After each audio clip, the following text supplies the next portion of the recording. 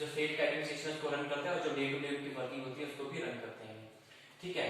लेकिन जो ये डिसीजन लेते हैं, जो लॉ बनाते हैं, वो कहाँ से अप्रूव होने चाहिए, वो जो स्टेट असेंबली है वहां से इनको पहले अप्रूव करना पड़ता है, ठीक है।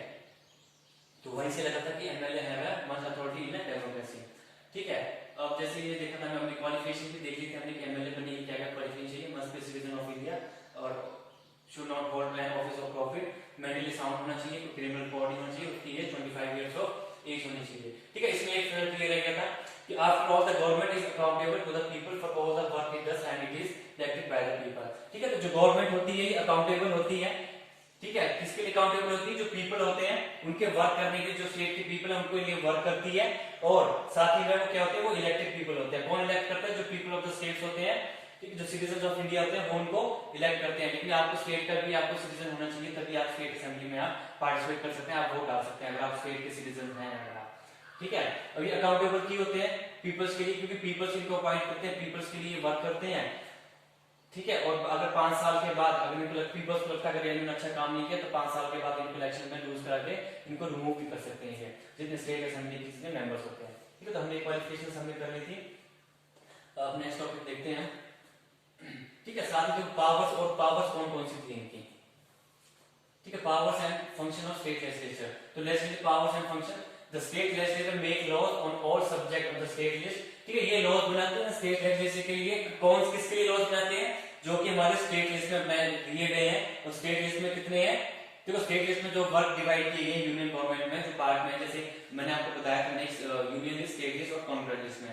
यूनियन लिस्ट में जो वर्क दिए गए सिर्फ यूनियन करेगी, स्टेट लिस्ट में जो स्टेट को वर्क देगा स्टेट करेगा, और साथ ही साथ में स्टेट और कॉन्करेंट लिस्ट होगी जहां पे दोनों यूनियन और स्टेट मिलकर दोनों वर्क करेंगे, ठीक है। If a law is pass by the state legislature is on the contradiction to law pass by the union और parliament, the union law prevails, ठीक है। इसमें ये क्या है कि हम ये कह सकते हैं कि अगर कोई भी अगर एक किसी भी एक सिचुएशन पे, किसी भी एक कंडीशन पे अगर स्टेट लेजिस्लेचर और यूनियन गवर्नमेंट ने अगर लॉ बनाया गया सेम पे, तो जो यूनियन ने लॉ बनाया है वो ही प्रिवेल होगा एक स्टेट पे, और बाकी स्टेट पे भी वही लॉ होगा। क्यों? क्योंकि अगर देखो अगर स्टेट अगर कोई लॉ बनाती है तो उसके स्टेट के लिए लॉ होगा, लेकिन वो अदर स्टेट के लिए लॉ नहीं बन सकता है वो, ठीक है। अगर यूनियन अगर कोई लॉ प्रिवेल बनाती है तो वो इंडिया के जितने भी स्टेट्स है सबके ऊपर लॉ वो इम्प्लीमेंट होगा वो, इसलिए इसमें ऐसे दिया गया है कि अगर कोई दोनों में अगर सेम सब्जेक्ट पे अगर किसी ने स्टेट ने लॉ बनाया गया और यूनियन ने भी बनाया, तो जो यूनियन ने लॉ बनाया वो प्रिवेल करेगी।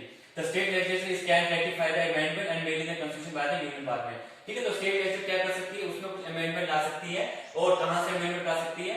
ठीक है, वह यूनियन पार्लियामेंट पास करना होगा, कॉन्स्टिट्यूशन में अमेंडमेंट करा सकती है। अब जो नॉन जो ये थे हमने लेजिस्लेटिव पावर और फंक्शन क्या थे स्टेट लेजिस्लेचर के। अब देखिए नॉन लेजिस्लेटिव फंक्शन क्या है स्टेट लेजिस्लेचर के। The members of the state legislature can ask question and same are to be answered by the council minister of the union parliament, ठीक है। जो members होते हैं स्टेट लेजिस्लेचर के, ये यूनियन पार्लियामेंट की जो काउंसिल मिनिस्टर्स होते हैं उनके उनसे ये क्वेश्चन पूछ सकते हैं, उनसे आंसर ले सकते हैं। The members of the state legislature can move a motion to non-conform against the state government, ठीक है। जितने स्टेट लेजिस्लेचर के जितने भी एमएलए होंगे या जो इलेक्शन कैंडिडेट इलेक्शन में विन किए होंगे, वो गवर्नमेंट के खिलाफ एक मोशन मूव कर सकते हैं जिसको नॉन कॉन्फिडेंस कहते हैं अगेंस्ट द गवर्नमेंट, और ये उस मोशन अगर वो पास हो जाता है 2/3 से या मोर देन हाफ से, तो वो स्टेट गवर्नमेंट में जो रूलिंग पार्टी जो गवर्नमेंट चला रही है उसको वो हटा सकते हैं। The members of the state legislature can also be moved adjournment motion and ensure against the council minister, means कि अगर जो मेंबर्स हैं स्टेट लेजिस्लेचर के वो कभी भी पूछ सकते हैं काउंसिल ऑफ मिनिस्टर से, गवर्नमेंट से मोशन मूव करा के कि आप अपना वर्क हमें समझाइए कि आपने ये क्या किया आपने, ठीक है। उसके बाद next topic the state executive. State executive में कौन कौन से पर्सन आते हैं, जैसे मैंने आपको बताया था पहले भी कि 3 होते हैं, लेजिस्लेचर, एग्जीक्यूटिव और जुडिशरी। उसी में हम देखते हैं कंपोजिशन ऑफ स्टेट एग्जीक्यूटिव में। लेजिस्लेचर में बता दिया कि जो इलेक्शन विन करते हैं चाहे अपर हाउस हो लोअर हाउस हो, ठीक है। एग्जीक्यूटिव में कौन आ रहे हैं हम अभी देख रहे हैं, और जुडिशरी में कौन आते हैं। अगर यूनियन की बात करें स्टेट सेंट्रल गवर्नमेंट की तो वहां सुप्रीम कोर्ट है, स्टेट की बात करें तो डिस्ट्रिक्ट और हाई कोर्ट। अगर हम कंपोजिशन ऑफ स्टेट एग्जीक्यूटिव करें तो वहां पे देखो कुछ परमानेंट एग्जीक्यूटिव होते हैं और कुछ पॉलिटिकल एग्जीक्यूटिव होते हैं, ठीक है। स्टेट एग्जीक्यूटिव जो day to day administration of state होती है, जो स्टेट के लॉ इंप्लीमेंट करते हैं, ठीक है, पीपल्स की देखरेख करते हैं, उसके 2 टाइप्स ऑफ एग्जीक्यूटिव होते हैं, एक परमानेंट होते हैं, एक पॉलिटिकल होते हैं। पॉलिटिकल एग्जीक्यूटिव कौन होते हैं? जो मिनिस्टर्स होते हैं जो इलेक्शन से विन करके आते हैं। परमानेंट कौन से होते हैं? जो ब्यूरोक्रेसी होती है, जो कि एग्जाम टेस्ट पास करके, जिसमें आप कह सकते हैं कि जैसे एसडीएम हो सकता है, डीसी हो सकता है, तहसीलदार हो सकता है, ये परमानेंट होते हैं, ठीक है। इनकी रिटायरमेंट की एज होती है ये 5 साल के लिए आते हैं, फिर 5 साल के बाद दोबारा से अगर इलेक्शन विन करते हैं तभी आ सकते हैं। ठीक है, तो परमानेंट एग्जीक्यूटिव ब्यूरोक्रेसी आते हैं, जैसे मैंने आपको बताया डिप्टी कमिश्नर डीसी हो गया या एसडीएम हो गया, तहसीलदार हो गए, ये सब आते हैं। ठीक है, और इवन ठीक है, जो भी कोई परमानेंट जो गवर्नमेंट वगैरह जॉब करते हैं उनको ब्यूरोक्रेसी में ही लेते हैं। पॉलिटिकल एग्जीक्यूटिव में कौन आते हैं? Chief minister and council of ministers, किसी स्टेट के चीफ मिनिस्टर या जो काउंसिल ऑफ मिनिस्टर बनाए गए हैं, और साथ में गवर्नर, ये आते हैं पॉलिटिकल एग्जीक्यूटिव में। ठीक है, तो हमने ये देखा कि स्टेट एग्जीक्यूटिव किस तरह से डिवाइड किया गया है। सबसे पहले परमानेंट एग्जीक्यूटिव होंगे, दूसरे पॉलिटिकल होंगे, ये 5 साल के लिए होंगे, जिसमें चीफ मिनिस्टर, काउंसिल मिनिस्टर आएंगे, गवर्नर होगा। परमानेंट में ब्यूरोक्रेसी में जैसे बताया डीसी, आप डिप्टी कमिश्नर हो गया, एसडीएम हो गया, या पुलिस वाले एसपी हो गए, जो गवर्नमेंट जॉब वाले जो कि वर्क करते हैं फॉर द, जिनको हम पब्लिक सर्वेंट्स कहते हैं। ठीक है, जिसको हम पब्लिक सर्वेंट्स कहते हैं, वो एक्चुअली में वो ब्यूरोक्रेसी, वो परमानेंट एग्जीक्यूटिव होते हैं वो। ठीक है, बाकी साथ में देखते हैं कि composition and role of the state executive, तो इनकी कंपोजिशन कैसी होती है और ये किस तरह से रोल प्ले करते हैं स्टेट एग्जीक्यूटिव में। The MLA of the majority party choose their leader who is appointed as chief minister. ठीक है, मैंने आपको पहले बताया था कि जो मेजॉरिटी पार्टी होती है वही आपस में ही अपना लीडर अपॉइंट करते हैं, जिसको कि वो चीफ मिनिस्टर बनाते हैं, और साथ ही साथ में काउंसिल ऑफ मिनिस्टर भी बनाते हैं। ठीक है, कौन चीफ मिनिस्टर को अपॉइंट करते हैं? देखो, जो मेंबर्स ये जीतते हैं मेजॉरिटी पार्टी के, यही अपना लीडर अपॉइंट करते हैं और गवर्नर को कहते हैं कि आप इसको सीएम बनाओ। तब उसके बाद गवर्नर ऑफ द स्टेट जो है किसी पर्सन को, जो जीता है लीडर को, वो उसको चीफ मिनिस्टर बनाते हैं। The chief minister then selects other minister from among the parties MLA. ठीक है, तो चीफ मिनिस्टर होता है वही जो अदर मेंबर्स होते हैं उसके, जो उसकी उसी के पार्टीज के होते हैं, उनमें से वो अदर मिनिस्टर्स भी अपॉइंट करते हैं। कौन करता है? चीफ मिनिस्टर्स करते हैं। ठीक है, जो कि पार्टी एमएलए, जो किसी पॉलिटिकल पार्टी होती है, जो रूलिंग पार्टी, उसके एमएलए को बनाते हैं। ही also select a council of ministers. देखो, कुछ एक मिनिस्टर्स बनाते हैं, साथ ही साथ में काउंसिल ऑफ मिनिस्टर्स बोलते हैं, जिसको भी कैबिनेट कहते हैं, कि कैबिनेट मिनिस्टर कौन है, वो वर्क करते हैं। And it gives a difference portfolios various departments. ठीक है, तो उनको क्या है कि जो डिपार्टमेंट्स होते हैं उनको डिवाइड कर देते हैं कि ये इस डिपार्टमेंट का मिनिस्टर है, ये इस पे वर्क करेगा। ठीक है, उसके डिपार्टमेंट के मिनिस्टर्स बनाते हैं और साथ ही मिनिस्टर्स। ठीक है, सच एज कौन किसी डिपार्टमेंट में हो सकते हैं, एग्जांपल लेते हैं जिसको मिनिस्टर बनाते हैं, जैसे एजुकेशन हो गया, construction department, transport, communication, health and sanitation and etcetera. ठीक है, each ministry has department to manage their affairs of ministry. उनका अपना डिपार्टमेंट होता है जहां से वो मिनिस्ट्री के जो अफेयर्स होते हैं उनको मैनेज करते हैं। वेरियस डिपार्टमेंट उनके अंडर में आते हैं। तो governor is the head of the state. ठीक है, जो गवर्नर होता है वो एक्चुअली में स्टेट का हेड होता है, और जितने भी देख जो वर्क होता है वो ओवरऑल एडमिनिस्ट्रेशन जो होता है स्टेट का, वो गवर्नर के हैंड में होता है। अगर ये council of minister, chief minister अगर अच्छे से वर्क नहीं कर रहे हैं, तो वो उसकी रिकमेंडेशन पे president of India state government को हटा सकता है। ठीक है, मोशन ला के उनको उसकी जो गवर्नमेंट है उसको डिसॉल्व कर सकता है। तो पॉलिटिकल एग्जीक्यूटिव में कौन कौन कंप्राइज है? Chief minister and council of minister और गवर्नर। ठीक है, तो पॉलिटिकल एग्जीक्यूटिव जो मैंने बताया आपको, मैंने उसमें कौन आता है? चीफ मिनिस्टर आता है और गवर्नर आता है। अब role of chief minister and is council of ministers क्या क्या है? तो role of chief minister similar to the role of prime minister of India, ऐसा है कि इस जुरिडिक्शन इज लिमिटेड टू हर स्टेट। ठीक है, अगर प्राइम मिनिस्टर की बात करें तो वो पूरे इंडिया का प्राइम मिनिस्टर है, तो जितने पूरी इंडिया की एडमिनिस्ट्रेशन होगी वो प्राइम मिनिस्टर की देखरेख में होगी। लेकिन अगर बात करें चीफ मिनिस्टर की, तो चीफ मिनिस्टर एक स्टेट का होता है, तो जितनी एडमिनिस्ट्रेशन होगी, जो उसके स्टेट की जो बाउंड्रीज होगी, वहीं तक उसका वर्क जो है लिमिटेड होगा। He is the leader of majority party in the state, वो लीडर होगा मेजॉरिटी पार्टी का। इलेक्टेड मेंबर होगा हाउस का, और as the chief minister he coordinate the work all the departments in the state. तो जितने भी डिपार्टमेंट होंगे स्टेट के, सबका हेड कौन होगा? चीफ मिनिस्टर का जो भी वर्क होगा इसकी देखरेख में ही होगा, जिसके चीफ मिनिस्टर में। ठीक है, power and the function of chief minister कौन? जो काउंसिल ऑफ मिनिस्टर जो चीफ मिनिस्टर बनते हैं, जो रूलिंग पार्टी में इलेक्ट करके बनाते हैं, उनके क्या क्या पावर्स और फंक्शन होते हैं। चीफ मिनिस्टर सबसे मोस्ट इंपोर्टेंट ऑफिशियल होता है स्टेट गवर्नमेंट का, सुपरवाइज करता है जितना वो स्टेट का वर्क है उसको सुपरवाइज करता है। ही is the chairman of the cabinet, जो कैबिनेट वो बनाता है आपस में ही, उसका चेयरमैन होता है। और summon and preside over his meeting, जितनी भी मीटिंग्स कैबिनेट वाले करते हैं वो उनको समन और प्रिसाइड कर सकता है। ठीक है, साथ ही में डिफरेंट डिपार्टमेंट्स के जितने पोर्टफोलियोज हैं, जो भी डिफरेंट डिपार्टमेंट्स हैं, जो पोर्टफोलियोज हैं किसी जो डिपार्टमेंट की वर्क है, उनको एलोकेट करता है चीफ मिनिस्टर। किसको देता है? तो जो काउंसिल मिनिस्टर की, इस मिनिस्टर को ये डिपार्टमेंट, इस मिनिस्टर को ये डिपार्टमेंट, इस पे ये अपनी डे टू डे एडमिनिस्ट्रेशन का वर्क करेंगे।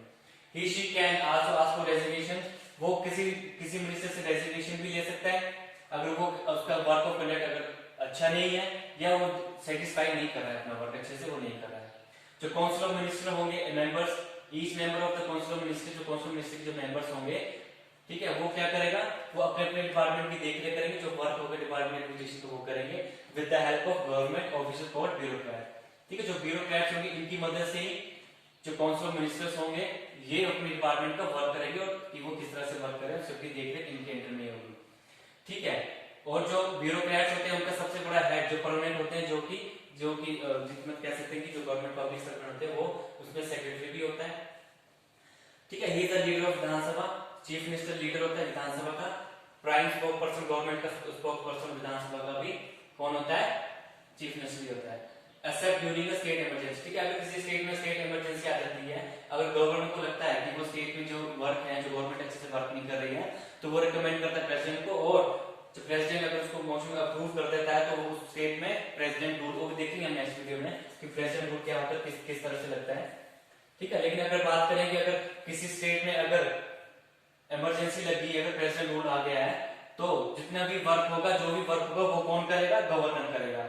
Governor can override the powers of the chief minister, chief minister occupies the most powerful position in the state. अगर गवर्नमेंट अगर रूलिंग पार्टी की चल रही है तब तक पावरफुल कौन होगा, चीफ मिनिस्टर, सारे वर्क चीफ मिनिस्टर करेगा, तो स्टेट में सबसे पावरफुल पर्सन होगा चीफ मिनिस्टर। हाँ, अगर उस स्टेट में अगर इमरजेंसी लगी है, प्रेसिडेंट रूल आ गया है, तो चीफ मिनिस्टर नहीं होगा, क्योंकि उसकी जो गवर्नमेंट है डिसॉल्व हो जाएगी ऑन प्रेसिडेंट ऑफ इंडिया के अकॉर्डिंग। ठीक है, वो डिसॉल्व कर सकता है on the recommendation of governor. जब उसमें स्टेट में प्रेसिडेंट रूल लग जाएगा, इमरजेंसी लग जाएगी, तो वहां का हेड कौन होगा, गवर्नर। जो day to day working administration होगा, जितना भी होगा सब गवर्नमेंट की देखरेख में, गवर्नर की देखरेख में होगा। ठीक है, उसके बाद रोल ऑफ बात करते हैं कि रोल ऑफ गवर्नर का रोल क्या है। ठीक है, तो गवर्नर होता है सेरेमोनियल हेड होता है स्टेट का, तब तक होता है जब तक गवर्नमेंट अच्छे से रन कर रही है और चीफ मिनिस्टर अच्छे से वर्क कर रहा है। हाँ, अगर वो गवर्नमेंट अगर डिसॉल्व हो जाती है तो गवर्नर के सारे एडमिनिस्ट्रेशन जो वर्क है डे टू डे, वो गवर्नर की देखरेख में सारे काम होंगे। ठीक है, तो हम कह सकते हैं कि governor ceremonial head of the state है। एक्चुअल में his role and function the state is akin to that of the president of the country. जो प्रेसिडेंट ऑफ द कंट्री की जो वर्क है इंडिया के, वही गवर्नर के वर्क है। फर्क से कितने कि प्रेसिडेंट पूरी इंडिया में वर्क करेगा और गवर्नर सिर्फ उस स्टेट में करेगा। तो कॉन्स्टिट्यूशन ने क्या प्रोवाइड किया गया गवर्नर को, The Constitution provides for a council of ministers headed by chief minister is to aid and advise the governor in the exercise of his function। ठीक, तो कॉन्स्टिट्यूशन में ये प्रोवाइड किया गया है कि काउंसिल ऑफ मिनिस्टर्स को कौन हेड करेगा, चीफ मिनिस्टर, और वो किसकी देखरेख में वर्क करेगा, वो एड एंड एडवाइस किसको करेगा, जो गवर्नर होगा स्टेट का। क्यों एडवाइस करेगा, कि जो उसके फंक्शंस हैं, जो उसका वर्क है, वो उसको एक्सरसाइज करेगा, उस वर्क को अच्छे से चलाएगा, except when she can act on his own description. ठीक है, कुछ कंडीशंस हैं जिसपे वो अपना वर्क कर सकता है, वो हम नेक्स्ट देखेंगे कि उसके क्या क्या कर सकता है। ठीक है, अब देखते हैं कि गवर्नर बनने के लिए आपको क्या क्या आपकी एलिजिबिलिटी क्राइटेरिया चाहिए। वो सिटीजन होना चाहिए इंडिया का, उसकी एज 35 ईयर्स होनी चाहिए, कोई भी ऑफिस या प्रॉफिट का उसने होल्ड ना किया हो। ठीक है, मस्ट नो, तो गवर्नर क्या है कि वो उस स्टेट लेजिस्लेचर का मेंबर, इलेक्टेड मेंबर नहीं होना चाहिए, ये आपने याद रखना है। जो गवर्नर है उस स्टेट का इलेक्टेड मेंबर नहीं होना चाहिए। ठीक है, must not be member of the state legislature और यूनियन पार्लियामेंट, वो किसी भी यूनियन पार्लियामेंट का या स्टेट लेजिस्लेचर का वो इलेक्टेड मेंबर वो नहीं होना चाहिए। However, if she is already a member of any house, she could resign from the membership। हाँ, अगर वो गवर्नर बनना चाहता है, अगर किसी भी वो स्टेट लेजिस्लेचर का, स्टेट लेजिस्लेचर और यूनियन पार्लियामेंट का वो मेंबर है, तो उसको पहले रिजाइन करना पड़ेगा, तब वो किसी स्टेट का गवर्नर को अपॉइंट कर सकता है। ठीक है, बात करते हैं नेक्स्ट परमानेंट एग्जीक्यूटिव कौन कौन से होते हैं। तो परमानेंट एग्जीक्यूटिव ब्यूरोक्रेसी आते हैं, विच रिक्रूट करते हैं on the ranks of the Indian administrative service, जिसको आईएएस कहते हैं। ठीक है, यहाँ से इनकी सिलेक्शन होती है, जो परमानेंट एग्जीक्यूटिव्स होते हैं। ठीक है, वो हम डीसी होते हैं, जो एसडीएम होते हैं, वो जो स्टेट के होते हैं, जिसका स्टेट एडमिनिस्ट्रेशन सर्विस कहते हैं, उसमें से वो पॉइंट वो भी पब्लिक सर्वेंट, वो भी परमानेंट एग्जीक्यूटिव होते हैं। थ्रू रेगुलर सिलेक्शन प्रोसीजर, उनका सिलेक्शन प्रोसीजर है, यूपीएससी करती है वो, या स्टेट की जो पब्लिक सर्विस कमीशन वो करती है। जो कंडक्ट करते हैं procedure union public service commission and each state और union territory on administration sector. ठीक है, तो जो परमानेंट एग्जीक्यूटिव वो कैसे अपॉइंट होते हैं, वो इंडियन एडमिनिस्ट्रेटिव सर्विस के होते हैं या किसी स्टेट की एडमिनिस्ट्रेटिव सर्विस के होते हैं। वो उनकी सिलेक्शन का एक प्रोसीजर है, किस तरह से एग्जाम पास करते हैं। अगर इंडियन एग्जीक्यूटिव सर्विस का है तो कहां से आते हैं, वो यूनियन पब्लिक सर्विस अपॉइंट करता है। और स्टेट की बात करें तो स्टेट के कमीशन बने हुए हैं और यूनियन टेरिटरी के भी है। ठीक है, मैंने आपको पहले बता दिया था कि मिनिस्टर अंडर मिनिस्टर, एक मिनिस्टर के अंदर वेरियस डिपार्टमेंट्स होंगे। इस डिपार्टमेंट के अंदर ब्यूरोक्रेट्स होगा, जो कि सेक्रेटरी होगा, हेड करेगा। तो मिनिस्टर पॉलिटिकल होगा डिपार्टमेंट, पॉलिटिकल हेड होगा डिपार्टमेंट का। लेकिन bureaucracy is the permanent functional head of the department. ठीक है, मिनिस्टर क्या होगा, पॉलिटिकल हेड होगा डिपार्टमेंट का, ब्यूरोक्रेट क्या होगा, परमानेंट होगा। पॉलिटिकल क्यों होगा मिनिस्टर, क्योंकि वो सिर्फ 5 साल के लिए होता है, 5 साल के इलेक्शन के बाद वो विन कर सकता है वो, लेकिन ये परमानेंट होते हैं। ठीक है, अब इनका क्या हायरार्की प्रोसेस है, जो इंडियन नेशनल से जो यूपीएससी सेलेक्ट करती है, इनका अपना से अलग सा प्रोसीजर किस तरह से आते हैं, जो सिस्टम क्या है इनका, hierarchy system previous order from move downward from minister to the secretary and other official concern. ठीक है, सबसे पहले क्या आता है, देखो सबसे पहले एक डीसी होगा, डीसी के बाद deputy director, director, under secretary, deputy secretary, secretary in charge of department और चीफ सेक्रेटरी। तो सबसे बड़ा परमानेंट जो एग्जीक्यूटिव होगा स्टेट का वो चीफ सेक्रेटरी होगा। ठीक है, और सेंटर की बात तो कैबिनेट मिनिस्टर होता है। ठीक है, तो क्या होता है, कैबिनेट मिनिस्टर होता है। स्टेट में चीफ सेक्रेटरी सबसे बड़ा एडमिनिस्ट्रेटिव सर्विस होते हैं। ये हियरार्की है ब्यूरोक्रेसी ऑफ इंडिया की। सबसे पहले डिप्टी कलेक्टर होगा, उसके बाद deputy director, director, deputy secretary, deputy secretary, secretary in charge department and chief secretary. ठीक है, आज का लास्ट टॉपिक। उसके बाद जुडिशरी में कौन कौन होते हैं, जैसे मैंने बताया था स्टेट में हाई कोर्ट्स होते हैं और सेंटर में सुप्रीम कोर्ट होता है। Each state has a high court of its own with the chief justice. तो हाई कोर्ट में कौन कौन होगा, चीफ जस्टिस होगा एंड नंबर ऑफ जजेस होंगे। ठीक है, किसी हाई कोर्ट की बात करें, स्टेट जुडिशरी में जो वर्क करते हैं वहां हाई कोर्ट होगा, उसका एक चीफ जस्टिस होगा और नंबर ऑफ जजेस होंगे। चीफ जस्टिस एंड अदर जजेस are appointed by the president in consultation the chief justice of India and governor of the state. ठीक है, तो अगर कोर्ट के जो जजेस हैं वो कैसे अपॉइंट होते हैं, जो चीफ जस्टिस एंड अदर जजेस, जो प्रेसिडेंट जो स्टेट में जो जजेस अपॉइंट करते हैं या जो चीफ जस्टिस स्टेट का होगा वो प्रेसिडेंट की कंसल्टेशन पे किसी को हाई कोर्ट का वो जस्टिस बनाते हैं। किस किस के करते हैं कंसल्टेशन, किससे लेते हैं वो, चीफ जस्टिस ऑफ इंडिया से and governor of the state. ठीक है, किसी स्टेट का अगर किसी को हाई कोर्ट का जज बनाना है तो वहां का गवर्नर बैठा होगा, चीफ जस्टिस ऑफ इंडिया होगा, ठीक है, चीफ जस्टिस स्टेट का होगा और नंबर ऑफ जजेस होंगे। ठीक है, तो चीफ जस्टिस होगा एंड अदर जजेस जो प्रेसिडेंट अपॉइंट करेगा, ये सब मिलके किसी को चीफ जस्टिस या हाई कोर्ट का जज अपॉइंट करेंगे। उसके बाद बात करेंगे यूनियन टेरिटरी की। तो union territories are area that are usually small in size and population. जो यूनियन टेरिटरीज होती है उसका जो टोटल वर्क होता है वहां पे प्रेसिडेंट का वर्क होता है, वहां पे जो हेड होते हैं वो गवर्नर वगैरह होते हैं। देखते हैं कौन कौन से होते हैं, कि जैसे गवर्नर होता है किसी यूनियन टेरिटरीज में, किसी में यूनियन गवर्नर भी होता है और भी होते हैं। ठीक है, तो यूनियन टेरिटरीज एरिया कौन से होते हैं, small in size and population. देखो इंडिया में सबसे पहले सेंट्रल गवर्नमेंट, फिर स्टेट गवर्नमेंट, उसके बाद यूनियन टेरिटरी भी की गवर्नमेंट होती है जो कि welfare of the people and welfare of that union territory या स्टेट या फिर इंडिया के लिए वर्क करेंगे। ठीक है, तो यूनियन टेरिटरी क्या होगी, स्मॉल साइज इन पॉपुलेशन में, control directly by the central government उनको कंट्रोल करेगी। एडमिनिस्ट्रेशन जो कैरी करेगा वो या तो चीफ कमिश्नर होगा या लेफ्टिनेंट गवर्नर होगा, अपॉइंट कौन करेगा उसको, प्रेसिडेंट। तो यूनियन टेरिटरी का हेड कौन होगा, या चीफ कमिश्नर होगा और लेफ्टिनेंट गवर्नर होगा, कौन अपॉइंट करेगा, प्रेसिडेंट। ठीक है, यूनियन टेरिटरी में लेजिस्लेटिव असेंबली भी होती है। ठीक है, lieutenant governor charge of union territory, union territory का चार्ज लेफ्टिनेंट गवर्नर होगा। The rank of governor is given just to 3। जो रैंक ऑफ गवर्नर जो मैंने बताया कि गवर्नर जो सिर्फ 3 यूनियन टेरिटरीज है जहां के गवर्नर वर्क करता है, बाकी जो यूनियन टेरिटरी है वो लेफ्टिनेंट गवर्नर होता है। जैसे ठीक है, तो गवर्नर कहां पे होगा, कौन 3 यूनियन टेरिटरीज के गवर्नर हैं जो कि प्रेसिडेंट ने अपॉइंट किए हैं, दिल्ली, पौंडीचेरी एंड अंडमान एंड निकोबार। और लेफ्टिनेंट गवर्नर किसका है, गवर्नर ऑफ द स्टेट। ठीक है, ये जो लेफ्टिनेंट गवर्नर होता है इसका सेम रैंक होता है एज अ किसी स्टेट का कोई गवर्नर हो, इन दोनों का रैंक बिल्कुल सेम होता है। हाँ, यूनियन टेरिटरी भले साइज में स्मॉल और पॉपुलेशन कम है, लेकिन जो power governor of the state की है वही लेफ्टिनेंट गवर्नर की है। दिल्ली और Pondicherry major self government elected legislature. तो दिल्ली और पौंडीचेरी वहां पे विधानसभा भी बैठती है, उनकी अपनी सेल्फ गवर्नमेंट है, वो लेजिस्लेटिव इलेक्ट होते हैं इलेक्शन से एंड कैबिनेट भी होती है उनकी। The role of legislative on these states is more akin to that of state governor. ठीक है, तो गवर्नर का जो टेरिटरीज का जो रोल है, जो लेफ्टिनेंट गवर्नर है, is more akin to that of the state governor. ठीक है, the other 4 territories have appointed Indian administrative service officer. ठीक है, तो इनके जो एडमिनिस्ट्रेटर होते हैं यूनियन टेरिटरीज के 4 टेरिटरीज के, वो इंडियन एडमिनिस्ट्रेटिव सर्विस भी ऑफिसर भी होते हैं वहां पे यूनियन टेरिटरीज में। ठीक है, तो आज हमने बहुत सारी चीजें देखी, हमने सेंट्रल गवर्नमेंट का रोल भी देखा है, हमने बीच में थोड़ा मैंने आपको बताया स्टेट गवर्नमेंट का भी देखा कि chief minister council of minister head करते हैं। जब तक गवर्नमेंट अच्छे से काम कर रही है, रूलिंग पार्टी जब तक उसको मेजोरिटी है उसको उसके परिषद में या विधानसभा में तब वो रोल प्ले कर रही है, गवर्नमेंट जो वेलफेयर ऑफ द पीपल के लिए वर्क कर रही है, स्टेट के लिए वर्क कर रही है। अगर उसको डिसॉल्व कर देते हैं तो एक्चुअली में हेड गवर्नर बन जाता है।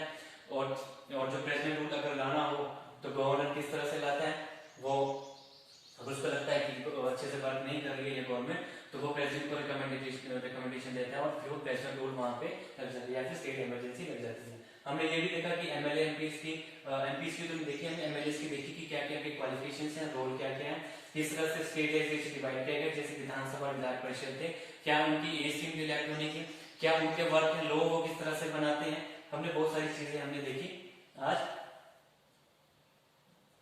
ठीक है, तो हम लास्ट में हम ये कह सकते हैं कि अगर इंडिया की बात करें, देखो ये इतने चीजें कि एक्चुअली में अगर कहा जाए तो किसी के पास भी फुल फ्लैश पावर नहीं। अगर सेंट्रल गवर्नमेंट की बात करें तो सेंट्रल गवर्नमेंट में प्रेसिडेंट बैठा है, स्टेट की बात करें तो गवर्नर बैठा है, और दोनों काम अच्छे से पहले तो जुडिशरी बैठी है। तो इतना अच्छा प्रोसेस है, ये इतना अच्छा प्रोसेस है कि किसी को भी फुली पावर नहीं दी गई, पावर इतने अच्छे से डिवाइड की गई है कि कोई भी एक्चुअल किंग नहीं बन सकता इंडिया का। इंडियन डेमोक्रेसी में एक्चुअली में कोई भी किंग नहीं बन सकता है, क्योंकि सबको पावर्स डिवाइड किए, सबके वर्क अलग अलग से डिवाइड किए गए सब। इसलिए मैंने एक वीडियो में बताया था मैंने कि इंडिया में अच्छे से चेक एंड बैलेंस है, चाहे वो इलेक्टेड मेंबर्स हो, चाहे परमानेंट एग्जीक्यूटिव हो, चाहे वो जुडिशरी में कोर्ट्स हो, उनके जजेस हो, तो वो बड़े अच्छे से उन सब के ऊपर चेक एंड बैलेंस है। तो हम ये कह सकते हैं कि जितने ऑर्गन्स जो हमारे इंडियन कंट्री में है, no organ has absolute power, they all work in accordance with the law. जितने भी हैं जो लॉ कॉन्स्टिट्यूशन में दिया गया उसके अकॉर्डिंग ही सब ये वर्क करते हैं, और किसी के पास भी एब्सोल्यूट पावर नहीं है। तो हम कह सकते हैं this is called the balance of power, means कि जो पावर दी गई सबके बीच में बैलेंस दी गई है, सबको चेक एंड बैलेंस है। ठीक है, जो लॉ हमारा कॉन्स्टिट्यूशन में दिया गया उसके अकॉर्डिंग ही सब वर्क करते हैं। सबको उसमें दिया गया है कि किस तरह से इनको अपॉइंट करना है, किस तरह से इनको रिमूव करना है, क्या क्या किसकी पावर्स हैं, क्या किसकी क्या पावर्स नहीं है, कौन कौन से सब्जेक्ट पे स्टेट गवर्नमेंट वर्क करेगी, कौन कौन से सब्जेक्ट पे यूनियन गवर्नमेंट या यूनियन पार्लियामेंट वर्क करेगी या यूनियन टेरिटरी वर्क करेगी, कौन कौन किसको हेड करेगा। अगर चीफ मिनिस्टर अच्छे से वर्क नहीं करता है तो गवर्नर को हटा सकता है, रिकमेंड कर सकता है प्रेसिडेंट को, वहां प्रेसिडेंट रूल रख सकता है। अगर सेंट्रल गवर्नमेंट अच्छे से काम नहीं कर रही है तो वहां पे जो अपोजिशन पार्टी बैठी है वो मोशन ला के गवर्नमेंट को डिसॉल्व करके वहां पे पूरी इंडिया में प्रेसिडेंट का रूल रहेगा। या फिर जो अदर अपोजिशन पार्टी होगी उसके अगर मेंबर्स वो अगर वो कोalition गवर्नमेंट बना लेते हैं तो प्रेसिडेंट कहेगा या गवर्नमेंट कहेगा कि आप आकर अपनी गवर्नमेंट को मेक कीजिए। ठीक है, तो हम ये कह सकते हैं कि ईच ऑर्गन में इक्वली